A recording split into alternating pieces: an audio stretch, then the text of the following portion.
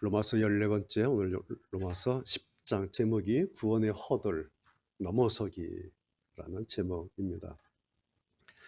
지난주 9장에 이어서 오늘 10장에서도 사도 바울이 9장에서 그랬죠. 심지어 자기가 저주를 받아 죽게 되는 한이 있더라도 내동족 이스라엘 백성들이 다 구원을 받을 수 있으면 얼마나 좋을까. 그래서 오늘 이어서 10장에서도 1절에 그 말부터 시작하죠. 내가 하나님께 진심으로 갈망하며 기도합니다. 내 동포 이스라엘 민족이 구원받기를 나는 갈망하다. 그러면서 이제 9장에서 10장 계속해서 오늘 편지를 이어가고 있습니다. 특히 오늘 우리가 읽은 이 10장에서는요. 구원과 관련해서 로마 교회, 그중에 특별히 로마 교회의 유대파 그리스도인들이 그 구원에 대해서, 믿음에 대해서 잘못된 생각 그리고 오류를 가지고 있었는데 그 지점에 대해서 사도 바울께서 오늘 10장에서 하나하나 아주 세밀하게 비교하고 그리고 따져가면서 그들의 문제점을 어떤 면에서는 좀 신랄하게 이렇게 지적을 하고 있어요. 그래서 제가 오늘 10장 읽어볼 때 이 편지를 이제 로마 교회가 처음 받아서 처음 읽을 때는 10장에 와서 9장 10장에 오면서 조금 많이 좀 불쾌하기도 하고 또 마음도 막 상하고 그랬지 않겠나 싶은 마음이 듭니다. 왜냐하니까 지난주 기억나십니까? 9장에서 이런 말씀 하시죠. 6절 7절에서 아브라함의 자손으로 태어났다고 해서 다 이스라엘 백성인 것은 아닙니다. 정말 자기들이 볼 때, 유대인들이 볼 때는 뜬금없는 소리예요. 뭐야 이거. 내가 이스라엘 백성이지, 내가 아브라함 자손이지 무슨. 그런데 바울이 이스라엘 아브라함의 자손이라 태어났다 해서 다 이스라엘 백성인 것은 아닙니다. 이 무슨 뜻이에요? 다 하나님 백성 아닐 수도 있다 이렇게 얘기를 하는 거예요 지금. 계속해서 그런 말씀도 하죠. 이스라엘 자손의 숫자가 바닷가 모래처럼 많아도 누가 구원을 받을 것인가? 남은 자만 구원받게 될 것입니다. 이런 얘기를 하는 거예요. 이거 정말 뜬금없는 이야기고 기분 나쁜 소리예요. 그들이 들을 때는. 31절에 아주 결정타를 하죠. 이스라엘은, 유대인들은 의의 율법을 추구했지만 그런데 구원을 얻지 못했습니다. 당신도 구원 얻지 못한 거야. 라고 쐐기를 박아버려요. 이것이 이제 지난주 9장이었는데 9장이 이어서 오늘 10장에 있을 때 이런 기류가 계속 이어지고 있어요. 그렇죠? 그러니까 정말 자기들 편에서는 사도 바울의 이런 충고가 처음에는 막 기분 나쁜 지적질처럼 들렸지 않겠나 그런 생각이 들어요. 여러분 무언가를 우리가 충고를 하고 지적을 할 때가 있지 않습니까? 그런데 보면 무언가 충고하고 지적하기 가장 어려운 사람의 특징이 뭐라 생각하세요? 어떤 사람한테 지적하고 충고하기가 어려운가? 보면 나름대로는 뭐 열심히 하는 사람들, 열심히 사는 사람들 있잖아요. 그렇죠? 그리고 나름대로 자기 스스로는 나는 의롭게 살고 있어. 나는 의를 향해서 의를 위해서 살고 있어. 나는 잘하고 있어. 라고 생각하면서 사는 사람들한테 어렵죠. 바로 로마교회 이 사람들이 바로 그런 사람들이에요. 오늘 2절 3절에서도 그렇게 밝히고 있어요. 자, 우리가 지금 로마서 계속 하고 있는데요. 로마서를 읽어가면서 놓쳐서는 안 될 거 하나가 있어요. 그 뭐냐면 로마서는 우리가 지금 오늘 14번째인데요. 10장. 로마서는 한 장의 편지라는 사실을 놓치면 안 돼요. 이게 그냥 교리서 이렇게 생각하면 안 돼요. 로마서는 편지예요. 편지. 그럼 편지가 뭐예요? 편지를 왜 보내요? 어떤 뻔한 내용 보내지 않아요. 긴급하지 않은 일, 그 편지를 보내지 않아요. 편지라고 하는 것은 어떤 목적 때문에 쓰는 거예요. 그리고 어떤 그 목적을 가지고 목적을 쓰고 보내는 거죠. 목적이 있는 거예요. 긴급성이 있는 거죠. 특별히 오늘 우리가 계속해서 읽고 있는 이 로마서 편지는 교회로서는 가장 중요하고 가장 우선적이어야 될 구원과 관련된 문제들. 이 구원과 관련된 이 문제들이 당시로서는 주변에 상당한 영향력을 끼치고 있었던 그 로마 교회에 의해서 오히려 심각하게 왜곡되고 있었다라는 거예요. 이 소문을 이제 사도 바울이 들으신 거죠. 그래서 이건 큰일 났다. 이건 긴급하다. 그래서 빨리 어떻게라도 빨리 이 부분을 해결해야겠다라는 심정으로 편지를 써서 이제 보낸 것 아닙니까? 그것이 우리가 지금 계속 읽고 있는 로마서 이 편지입니다. 로마 교회 그 유대파 교인들이 가지고 있었던 세 가지 오류가 있죠. 오늘 2절, 3절에 계속 나오는데 2절에는 어떤 오류가 있냐니까 첫 번째 오류는 이 유대파 이스라엘 사람들은 하나님께 대한 열심은 있어요. 열심은 아주 타의 추정불허합니다. 그런데 그 열심이, 그 사람들이 가지고 있는 그 열심이 지식에 기초하고 있지 않았다라는 거예요. 이게 첫 번째 오류예요. 설명 이제 뒤에서 하겠습니다. 두 번째 오류는 3절이에요. 이 사람들은 하나님께서 주신 의, 뭐죠? 지난주에 구원이라고 그랬죠? 하나님께서 주신 하나님으로부터 받는 구원보다는 자신들에 의한 의, 그러니까 자신들이 만들어내는 구원에 더 추중하고 있었다라는 거예요. 3절에서. 자, 그 다음에 세 번째 오류는 5절, 6절이에요. 그러니까 율법으로 얻게 되는 의, 율법으로 얻게 된 의라는 게 뭐겠어요? 자기 행위에 의한 구원 말하는 거죠. 그것과 믿음으로 얻는 의, 뭐죠? 하나님에 의해서 얻게 된 구원. 두 가지가 있는데 율법으로 얻게 된 의와 믿음으로 얻게 된 의가 있는데 이것에 대한 이해가 전혀 없었다는 거예요. 이게 어떻게 다른지를 모르고 구분을 하지 못하는 거예요. 소위 믿음의 분별력이 그들이 가지고 있는 그 유대파 그리스도인들의 믿음의 영적인 분별력이 아주 유치한 수준에 있었다는 거예요. 이 두 가지조차 분간하지 못하는 그 이유가 뭐냐라고 할 때에 그들의 열심이 있었는데 그 열심이 지식에 기초하지 않았기 때문이었다는 거죠. 자, 그렇다면 이게 무슨 이유인가라는 거예요.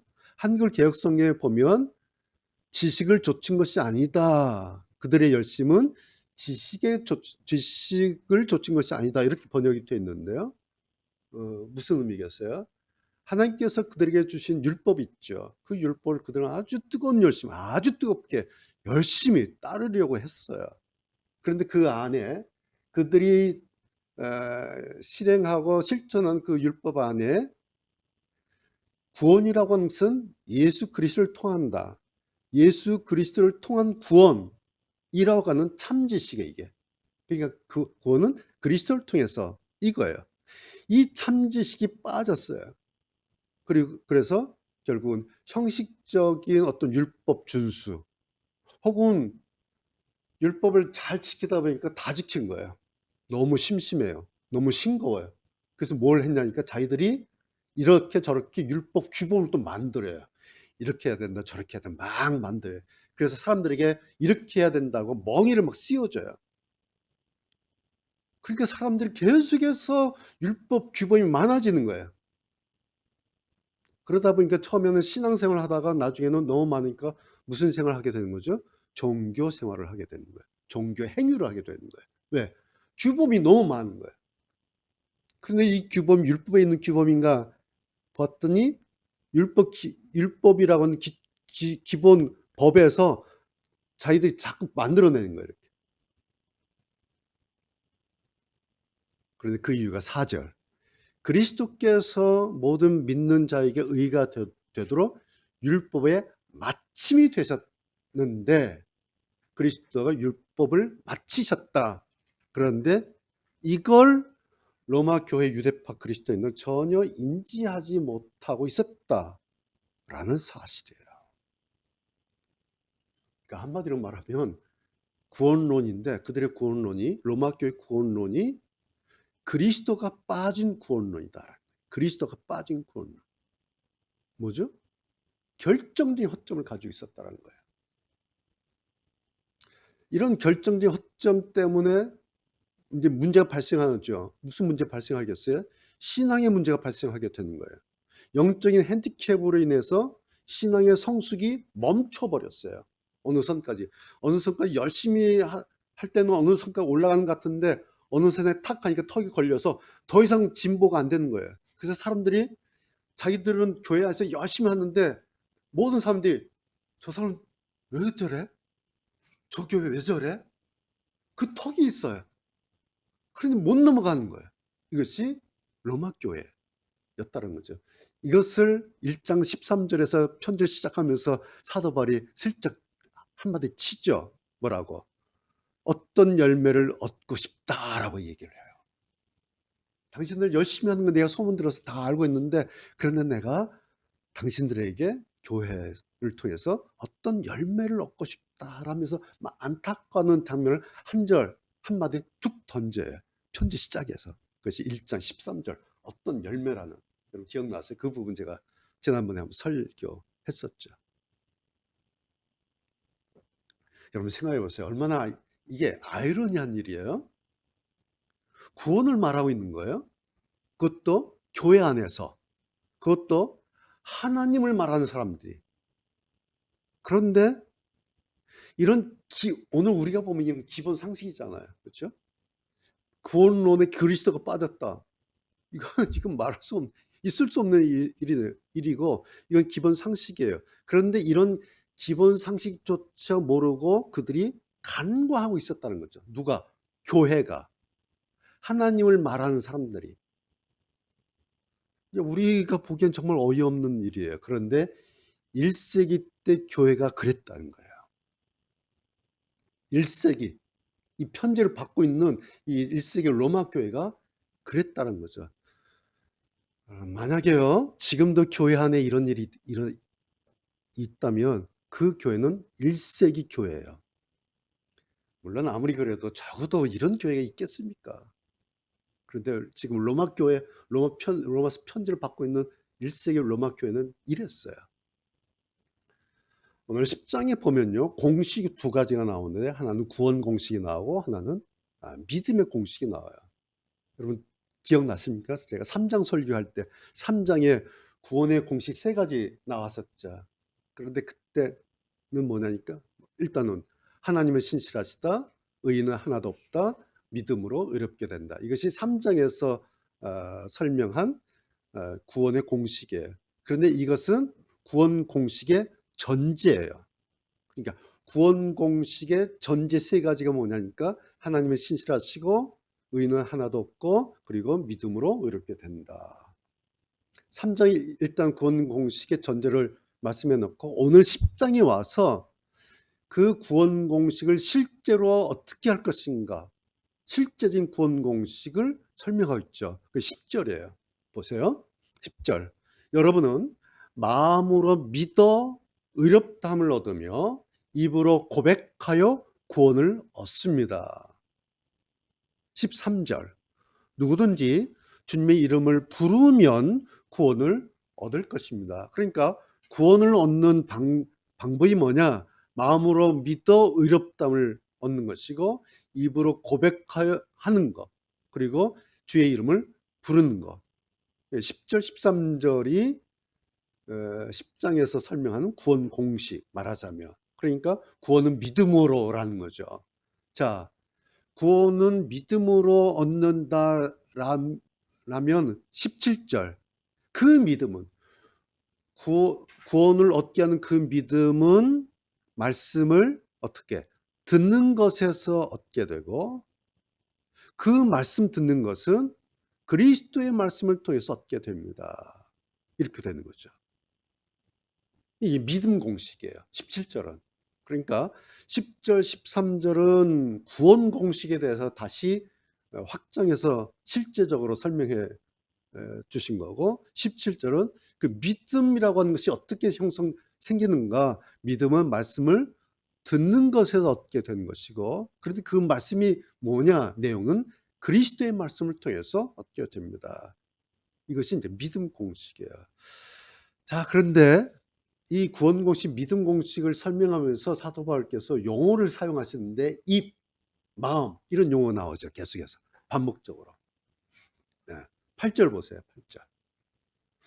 8절. 성경이 무엇이라고 말합니까? 해놓고 말씀이 내게 가까이 있으니 내 입에 있고, 그러니까 말씀이 어디 있는가? 너한테 가까이 있는데 어느 정도 가까이 있느냐 하면 내 입에 있고 내 마음에 있다. 이것이 바로 우리가 선포하는 믿음의 말씀입니다. 그렇게 해놓고, 그런데 18절 보세요. 이스라엘 백성이 복음을 들어본 적이 없단 말입니까? 아닙니다. 그들은 분명히 들었습니다. 왜 들었을까요? 그 말씀이 가까이 있고 입에 있고 마음에 있는 거예요. 그러니까 복음을 들어본 적이 없다란 핑계가 될 수가 없다는 거예요. 자, 그런데 왜 지금 이게 문제가 있는 거죠? 이제 사도 바울이 반문한 거예요, 사실은. 이 말씀이, 복음이 당신 가까이 있고 당신의 입에 있고 당신 마음에 있는데 왜 지금 이게 문제가 되고 있어요, 당신의 교회에서? 라고 반문하고 있는 겁니다. 그리고 반문을 던져놓고, 자, 그렇다면 제가 그 이유에 대해서 말씀을 드리겠습니다 하고 9절 말씀하시는 거예요. 9절 보세요.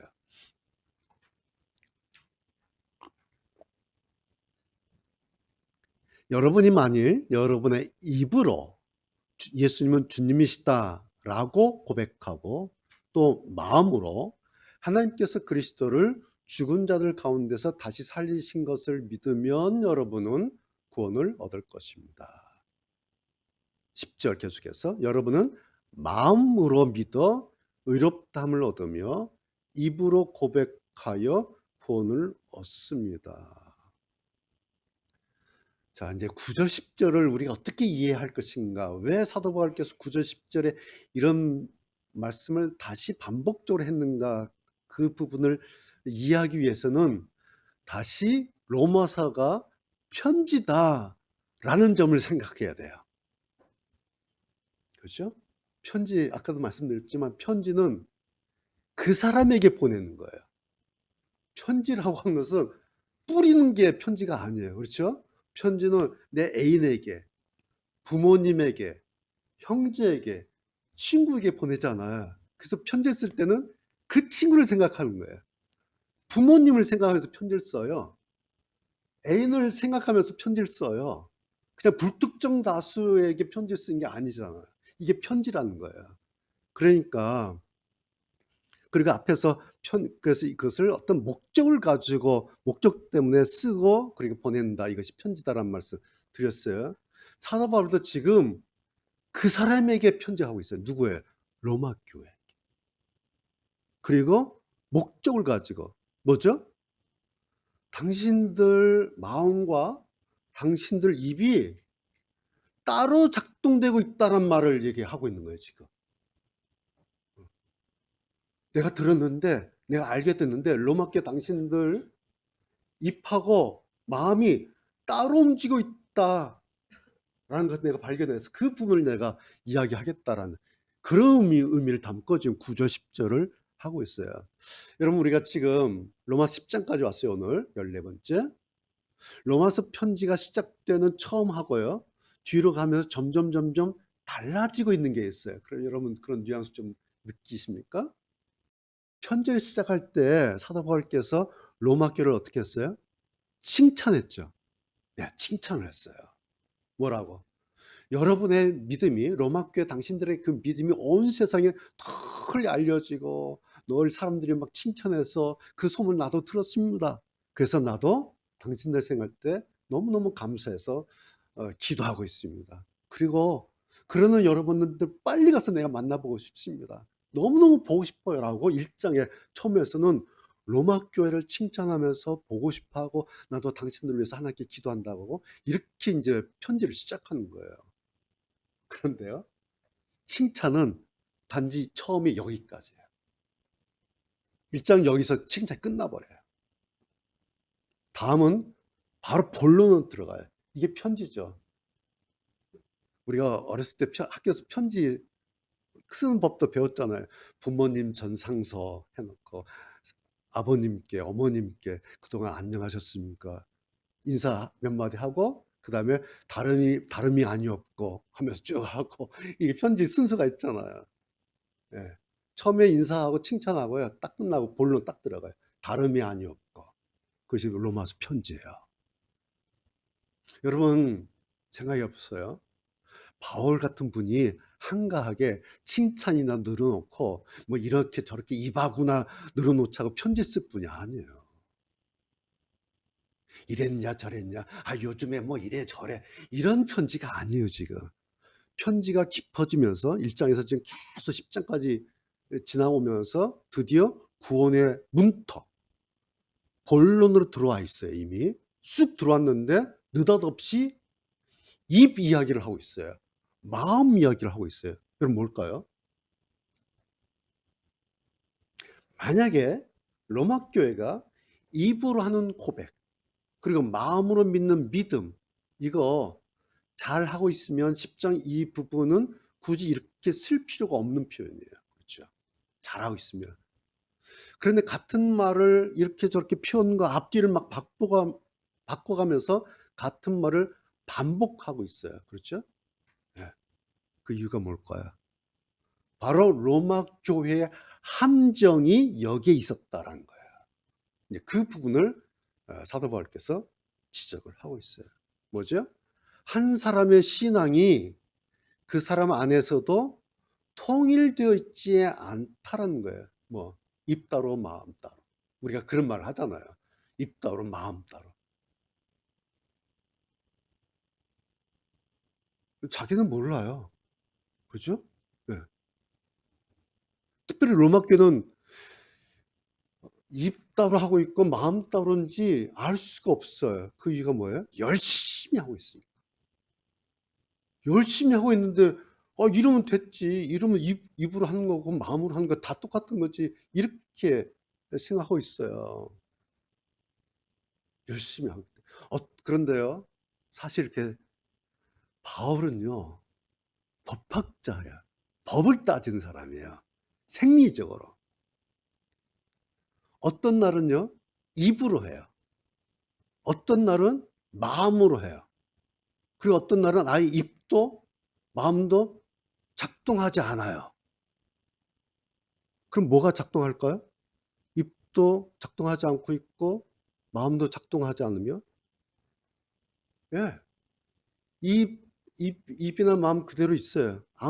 그런데 아무 생각 없이 그냥 몸뚱아리는 움직여요.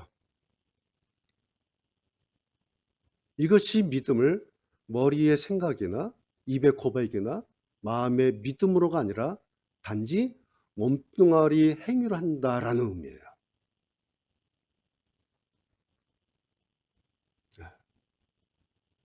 여러분, 이것만 가지고도요, 몸뚱아리만 가지고도요, 얼마든지 뜨겁게 열심히 할 수 있어요. 그러면 사람들이 보고, 와, 대단하다, 대단히 열심히 하라고 축켜 세워져요. 그러면 자기도 정상적으로 잘 작동하고 있는지 착각을 해버려요. 딱 여기까지가 로마 교회였다는 거예요. 이 착각 속에 빠져 있어요.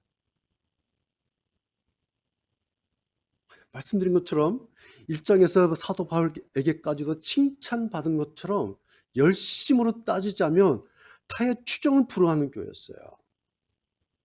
그런데 입으로 고백하는 것과 마음으로 믿는 믿음에까지는 넘어서지 못하고 있었다라는 거예요. 단지 이 사실조차 그들은 모르고 있었어요. 알고 있었으면 사도 바울이 굳이 이렇게 편지 쓸 필요가 없어요. 모르기 때문에 모르고 있는 이 지점을 알려주기 위해서 긴급하게 편지를 보낸 것입니다. 이것이 오늘 제 설교 제목이에요. 구원의 허들이라고 하는 거예요. 턱에 딱 걸렸어요.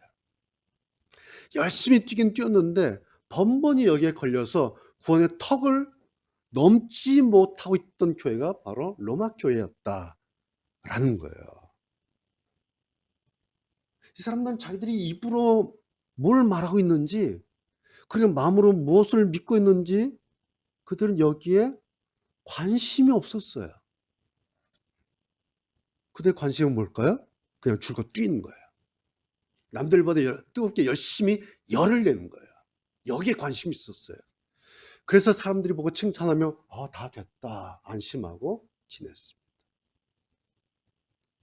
그러다가 어느 날 갑자기 편지가 한 장 딱 온 거예요. 그런데 쭉 읽다가 일장 처음에 막 칭찬받아 신났는데 계속 읽다가 뭐지 하다가 오늘 10장 오니까 막 입 지적당하고요.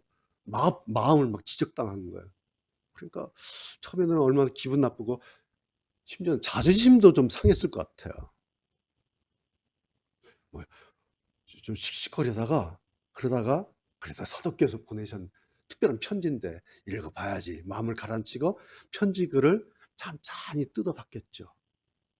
그래 생각해보니까 딱 자기들 모습인 거예요. 처음에는 막 흥분해서 기분 나빴는데 가만히 보니까 내가 우리가 이러고 있었구나. 들고 뛰기만 했구나. 그러면서 지난주 9장 앞에 편지에서 조금 이게 뭐지 잘 이해가 되지 않았던 단어 하나가 이해가 됐을 거예요. 그게 뭐냐니까 9장 맨 끝머리에서 걸림돌이라는 단어 나왔죠. 여러분 기억나세요? 어제 지난주에 걸림돌이라는 단어가 나왔어요. 31절 32절 한번 성경 보세요. 9장 이게 뭐였지 기분 나쁘다가 이제 10장 읽으면서 이해가 되는 거야. 그러나 이스라엘은 의의 율법을 추구했지만 그것을 얻지 못했습니다. 왜 얻지 못했을까요? 그것은 그들이 믿음에서 나오는 의를 추구한 것이 아니라 그 의가 마치 행위에서 나온 것으로 생각하고 의를 추구했기 때문입니다. 그래서 그들은 걸림돌에 걸려 넘어지고 말았습니다. 아주 9장 읽을 때 기분 나빴을 거예요. 그러다 이제 10장 읽으면서 화를 갈아치고 가만 생각해보니까 그랬었구나. 그거였구나.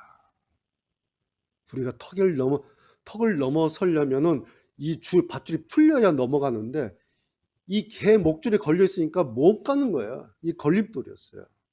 근데 그것도 몰랐던 거예요.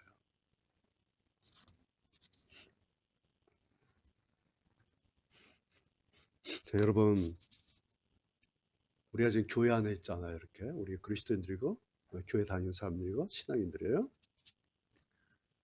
교회 안에 있는 사람들의 가장 심각하고 가장 치명적인 허점 하나가 있어요. 그게 뭘까요? 우리같이 이렇게 교회 안에 있는 사람들의 치명적이고 심각한 허점 하나가 있는데 그게 뭡니까? 착각이라는 거예요. 착각. 교회 안에 있으면, 교회 다니면, 믿으면, 고백했으면 이런 거예요. 다 맞는 말이에요. 그렇죠? 다 좋은 말이에요. 그런데 이것이 착각일 수가 있어요. 이런 말씀 뭐예요? 이스라엘 자손들의 수가 바닷가의 모래처럼 많을지라도 남은 자만 구원을 얻을 것이다. 성경 읽다가 이런 말씀 나오면 이게 뭐지? 그래야 돼요. 그렇죠? 그러면서 좀 곰곰하게 생각해 봐야 돼요. 그런데 로마 교회에 이런 생각이 없었다는 거예요. 그들은 구원과 관련되는 생각 대신에 열심이라고는 연장을 들고 뛴 거예요. 그냥. 그것을 여기서 칭찬받을 만큼 소문 크게 났어요. 그게 로마 교회였어요. 물론요. 누가 구원받고 누가 아닌지 아무도 몰라요. 물론 열매로 그 나무를 알 수 있듯이 그 사람의 결과를 보고 짐작은 우리가 충분히 할 수 있어요. 그렇죠? 우리 아버지, 우리 어머니, 우리 권사님, 집사님 천국 가셨다. 그 열매를 보고 짐작할 수 있지만 그렇다고 사람들이 선언할 수는 없어요. 그래서 너무 궁금하잖아요. 그리고 꼭 다시 이분 우리 어머니, 아버지, 우리 성도님, 그 권사님 나 꼭 만나야지. 그런 마음이 있다면 일단은 무조건 천국은 가고 봐야 돼요. 그렇죠? 무조건 가고 봐야 돼요. 여러분 이것이 기독교에서 말하는 구원이에요. 그런데 그 방법이 오늘 10장에서 입으로 고백하고 마음으로 믿으면이에요. 너무 심플하죠. 너무 간단하죠. 이 간단한 것을 사도 바울이 왜 이렇게 반복해서 썼을까요? 이 두 가지가 같이 작동되고 늘 함께 조화를 이루어야 한다는 거예요. 입 따로 마음 따로가 아니라 입의 고백과 마음의 믿음이 늘 하나가 되어서 통일이 되고 조화를 이루어야 한다는 거죠. 그 통일과 그 조화가 내 신앙이라고 하는 것으로 나타나야 한다라는 그 말이에요. 여러분, 입이라고 하는 거, 마음이라고 하는 거, 이것이 단지 기능적이고 그리고 단지 구조적으로 그래야 된다, 그런 의미가 아니에요. 입의 고백과 마음의 믿음이 하나로 통일되고 하나의 믿음으로 자리를 잡아야 한다. 이것은 그 사람의, 말하자면 존재론적인 신앙이에요. 좀 어려운가요? 네. 그 사람 존재 자체가 그리스도 십자가 앞에, 하나님의 구원의 은혜 앞에 두렵고 떨림으로, 그러면서 동시에 감사함과 겸손함으로 머리가 숙여지는. 잘 들어보세요. 우리의 존재 자체가 하나님 앞에, 그리스도의 십자가 앞에 한편으로는 두렵고 떨림으로, 그러면서 동시에 한편으로는 감사함과 겸손함으로 그렇게 머리가 숙여지는 존재론적인 거룩함. 너무 어려운 말을 썼나? 존재론적인 거룩함. 그것을 말하고 있어요.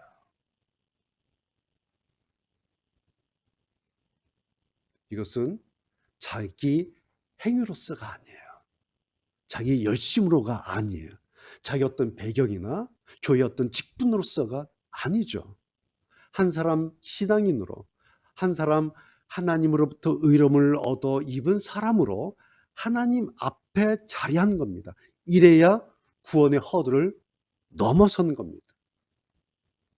여러분, 꼭 구원에만 이런 것이 아니에요. 믿음도 마찬가지예요. 여러분, 우리의 믿음에 얼마나 걸림돌이 많아요. 그렇죠? 장애물 많죠? 턱도 많아요. 우리의 믿음에 넘어야 할 허들 얼마나 많습니까? 이거 다 넘어가야 돼요. 구원의 허들도 넘어가야 되고 믿음의 허들도 넘어가야 돼요. 어떻게? 방법이 뭘까요? 믿음의 허들을 넘어설 수 있는 방안 뭘까요? 성경에 답이 있어요. 8절 보세요. 다시 8절. 성경이 무엇이라고 말합니까? 말씀이 내게 가까이 있으니 내 입에 있고 내 마음에 있다. 이것이 바로 우리가 선포하는 믿음의 말씀입니다. 이 믿음의 말씀이 지금 나한테 가까이 있고 내 입에도 있고 내 마음에도 있다는 거죠. 어떻게? 실제로, 그리고 현실적으로. 우리가 어떤 일 있을 때 그런 마음 들 때가 있잖아요. 내 문제 이거 풀기 위해서 어떤 말씀이 있지? 그게 아니라는 거예요. 여러분, 성경 말씀을 무슨 무당 점치듯이 그렇게 성경을 막 열고 찾고 그렇게 하지 마세요. 성경은요, 그냥 들은 말씀 그냥 자연스럽게 물 흘러가듯이 그냥 하나하나 그냥 따라가면 돼요. 그러면 성경 전체가 우리를 서서히 이끌어 가시는 거예요. 그렇게 하는 것이 내가 찾은 막 성경 뒤져갖고 내가 오늘 이런 문제가 있으니까 이런 문제에 맞는 말씀 막 찾고 이거야 라고 마치 무슨 어떤 쪽지 같은 성경 구절이 나의 그날의 운세란 말 좀 안 좋은데, 그날의 운세를 좌우하는 것이 아니라는 거죠. 요즘 보면 카톡 뭐 SNS 때문에 그런데 좋은 말씀 막 보내고 막 그러잖아요. 막 좋은 말씀 그런데요. 여러분, 제가 분명히 말씀드립니다. 좋은 말씀 좋아하지 마세요. 목사가 이상한 말을 하죠. 좋은 말씀 좋아하지 마세요. 성경은요, 다 좋은 말씀이에요. 성경은요, 우리가 좋다 나쁘다 간보 선택하고 선별해서 여기저기 뿌려대는 어떤 좋은 정보가 아니에요. 성경은요, 생명이에요. 생명, 여러분 생각하세요. 생명에 좋은 생명이 있고 나쁜 생명이 있어요? 그런 게 어디 있어요? 생명 그냥 생명이에요. 생명 다 좋은 거예요.